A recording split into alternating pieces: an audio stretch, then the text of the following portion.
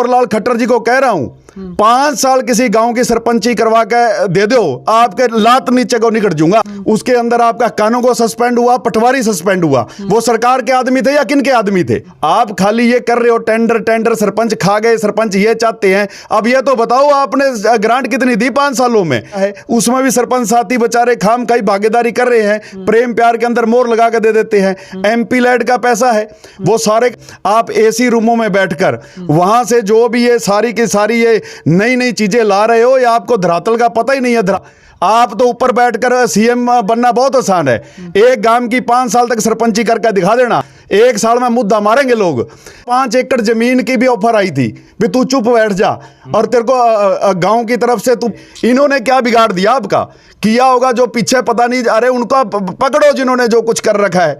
ये तो नए चुनकर आए थे, अभी क्या कर दिया जो आपकी जारी देखा सादर्शकन विक्रम की राम राम और भी आप सभी का स्वागत है। तो देखिए, जैसे कि आपको पता है कि हरियाणा में है जो सरपंचों का जो लगातार मामला तो चल रहा है, लगातार भी अपने जो ब्लॉकों में है भी धरना दे रहे थे। और पंचकुला में आपने देखा था किस प्रकार से वहाँ पर भी है जो सीएम के जो आवास को गिरने के लिए है, सरपंच वहाँ पर जाते हैं और वहाँ पर है जो सरपंच के ऊपर लाठियाँ भाग जाती है और जो लाठियाँ चार्ज की जाती है। फिलहाल हम पहुँचे हैं जो हरियाणा का सबसे तेज सरपंच बोलने वाला है, आज आखिर वो भी खेतों में क्या कुछ कर रहा है। फिलहाल अभी आप देख सकते हैं बात करना चाहूँगा। सरपंच साहब जी राम राम। राम राम राम राम भाई साहब, कुछ कार्रवाई करे आज, कैसे पहुंच गया आप? बस भाई आज तो खेतों का निरीक्षण करने आ रहे थे। अच्छा, चलो बात कर ले, हमारा धूप से ज्यादा है। कोई नहीं बाकी भाई सरपंच साहब तो बात करेंगे इस मामले लेकर, नहीं बाकी की कुछ कार्रवाई रहेगी। साहब अब आंदोलन छोड़कर आप खेत में बैठे हैं, क्या कुछ कहना चाहेंगे?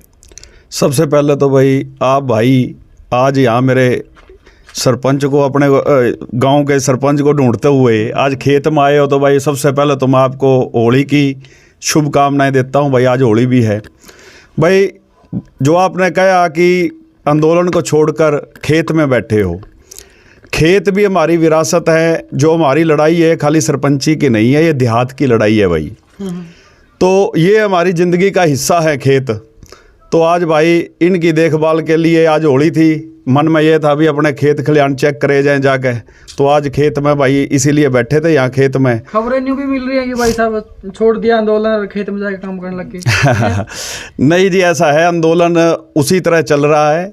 9 तारीख को जो सीएम साहब के साथ हमारे जो प्रदेश सत्र की कमेटी है उसकी मीटिंग है, और हमें लग रहा है कि सरकार की तरफ से कोई सकारात्मक होगा।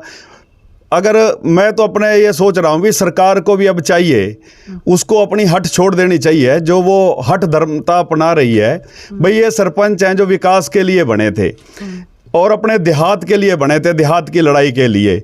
तो आप जो इनकी दुर्दशा कर रहे हो ये आपके लिए उचित नहीं है। आपको अपना हट छोड़कर विकास को प्रगति पर लाना चाहिए। और देहात की, अगर आपके अंदर पीड़ा है देहात की, और अगर आप वास्तव में देहात को बचाना चाहते हो, तो ये सरपंच अपनी जायज मांगों को लेकर बातें कर रहे हैं। आपको सकारात्मक भूमिका निभानी चाहिए, सरकार को झुकना चाहिए, और जो हमारे प्रतिनिधि जाएंगे उनसे अच्छे माहौल के अंदर बातचीत करनी चाहिए। पहले ये बताओ, जो आपकी मांगे हैं वो मांगे सकारात्मक क्यों हैं? देखो वो मैं आपको बताता हूँ। जो सरकार है ना, ये खाम खाई के कुछ खबरें ऐसी या कुछ ऐसी क्लिपें डाल रही हैं कि सरपंच तो भाई ई टेंडरिंग का विरोध कर रहे हैं। अरे भाई, हम ई टेंडरिंग का विरोध नहीं कर रहे। हम विरोध कर रहे हैं कि जो हमारी ग्राम पंचायतों की शक्ति है, जिसने आज तक देहात को जिंदा रखा, ग्राम पंचायतों ने ही देहात की अगर विकास करवाया है तो ग्राम पंचायतों ने करवाया है। आप आज अगर ग्राम पंचायतों को एक किनारे पर रखकर और अपनी हट धर्मता से काम करना चाहते हो तो ऐसा नहीं चलेगा। आप ई टेंडरिंग करो। मैं तो ये कहता हूं कि आप 2 लाख की जो पावर है वो भी मत दो सरपंचों को, ई टेंडरिंग करो। लेकिन वास्तव के अंदर अगर आप कुछ करना चाहते हो, आपने पहले ही जो इतनी सारी ग्रांटें हैं, डी प्लान का काम है, सरपंच को पता ही नहीं होता कौन टेंडर कर रहा है, कैसे हो गया। मतलब खाली वो साथियों को मोहर लगाने के लिए रख दिया, आता है अधिकारी और अपना सुलह सफाई में कहता है भाई आप मोहर लगा दो, सरपंच साहब यूं काम कर दिया।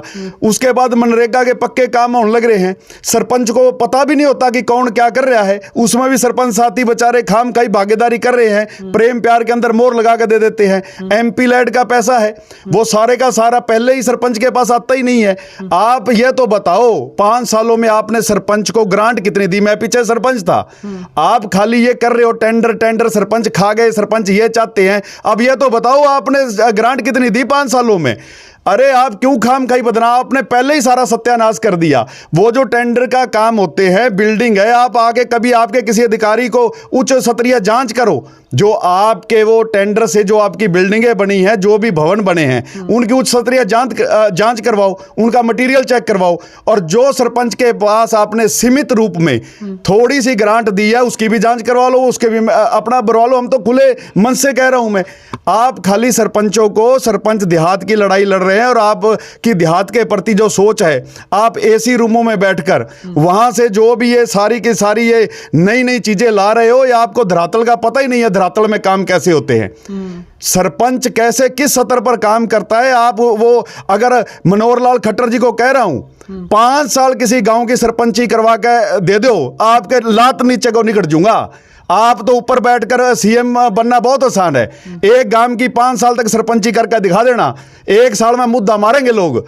भाई ये बहुत हमारे देहात एक बार ना जो आपकी पिछली सरपंची थी, गांव के सारे लोग आपके खिलाफ हो गए थे, वो क्या चक्कर था? देखो, मेरे गांव के अंदर 24 एकड़ जमीन थी मेरे गांव के अंदर, जो कि उस पे नजायज कब्जा था लोगों का, मेरे ही समाज का कब्जा था। मैंने अपने पूरे समाज के साथ टक्कर लेते हुए वो कब्जा छुड़वाया। उसमें आपके अधिकारी, तहसीलदार सस्पेंड हुआ, उसके अंदर आपका कानून सस्पेंड हुआ, पटवारी सस्पेंड हुआ। वो सरकार के आदमी थे या किन के आदमी थे?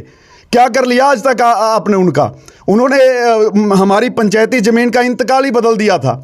अरे मेरे को तो 5 एकड़ जमीन की भी ऑफर आई थी भी तू चुप बैठ जा, और तेरे को गांव की तरफ से तू 5 एकड़ जमीन भी तेरे को देते हैं। अरे हमने यार उस चीज के लिए, हम तो अपने विकास के लिए उठे हैं, हम किसी लालच के लिए नहीं उठे। मैंने पूरे गांव से एक समय में पूरे गांव से दुश्मनी मोल लेकर पंचायत की जमीन को बचाया, 24 एकड़ को।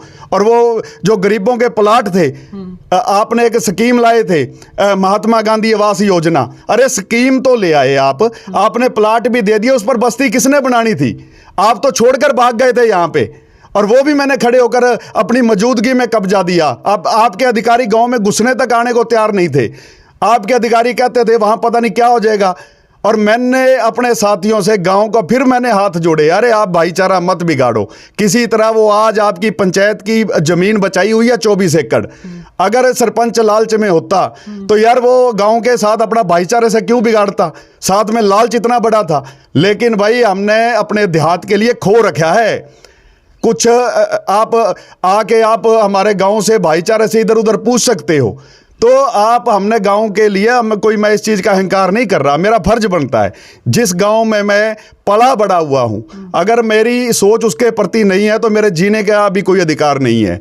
भाई अगर मेरा फर्ज बनता है मैं अपनी माटी के लिए कुछ करूं, तो हम सरपंच सारे साथी मेरे युवा भाई बनकर आए हैं। सबके अंदर पीड़ा है कुछ करने को, विकास की उनमें बेचारों में इतनी बड़ी वो थी कि यार हम बने हैं, कुछ ना कुछ गांव के लिए करेंगे, अच्छा करेंगे। देखो जी, ई टेंडरिंग लेके आई है सरकार, कहीं ना कहीं इसमें थोड़ी सच्चाई तो जरूर होगी ना कुछ इसमें ओके होगा, कुछ ना कुछ पॉजिटिव होगा। देखो मैं ये कहता हूं कोई भी स्कीम लाओ आप, हम उसका ये नहीं कहते कि आप ई टेंडरिंग का जो सिस्टम लेकर आए हो होना चाहिए। देखो कुछ ना कुछ कहीं ना कहीं कुछ गड़बड़ होती है तो कोई नई नीति आती है, होगी कहीं गड़बड़ तो, लेकिन आप उसके अंदर पंचायत को दरकिनार नहीं कर सकते। अगर वो पंचायत के पास उसको मतलब इतनी भी पावर नहीं है कि वो उसकी पेमेंट रोक नहीं सकता अगर गलत काम हो रहा है, और वही आपके अफसर उसकी पेमेंट कर देंगे, तो भाई वो मतलब कहाँ कुछ रह गया। अगर वो अफसर ही वो ही करवाने वाला है और वो ही पेमेंट करने वाला है, उसके ऊपर निगरानी खत्म कर रहे हो आप पंचायतों की। कह रहे हो कि 1 हफ्ते तक तो सरपंचों के पास पावर है, उसके बाद जेई एसडीओ या वगैरह किसके पास को थर्ड बॉडी है वो पेमेंट कर सकती है। तो मैं यही कह रहा हूं सरकार से, आप 2 लाख की भी लिमिट मत करो, सब कुछ टेंडर से कर दो, लेकिन उसकी जो नियम बनेंगे, आप टेंडर व्यवस्था है उसके अंदर समय समय पर पेमेंट के प्रावधान है।